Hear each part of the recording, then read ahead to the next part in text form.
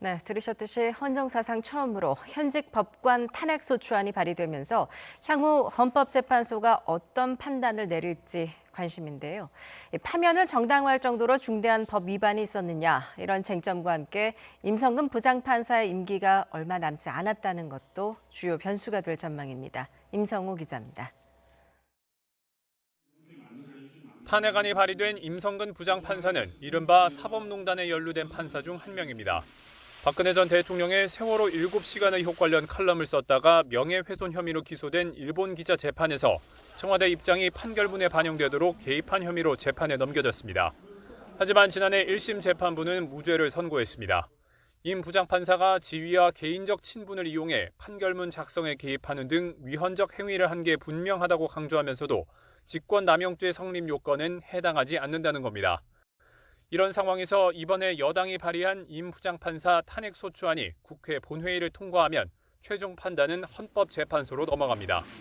핵심 쟁점은 임 부장판사의 행위가 중대한 법 위반에 해당하는지가 될 전망입니다. 헌재는 앞서 노무현 대통령 탄핵 심판 당시 탄핵이 인용되려면 공직자 파면을 정당화할 정도로 중대한 법 위반이 있을 때만 가능하다는 기준을 세웠습니다.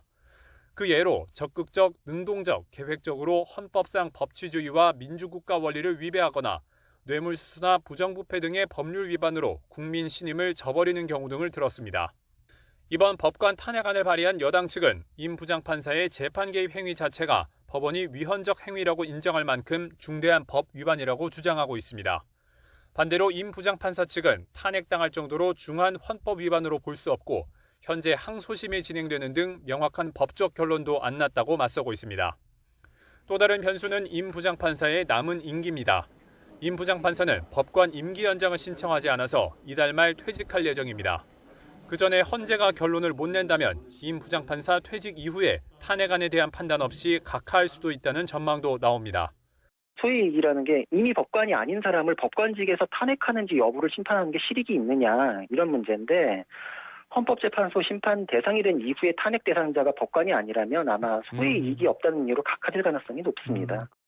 다만 이번 탄핵안은 과거 대통령 탄핵소추안보다 사안이 단순하고 법원 재판을 거치면서 사실관계 조사도 대부분 끝난 상황입니다.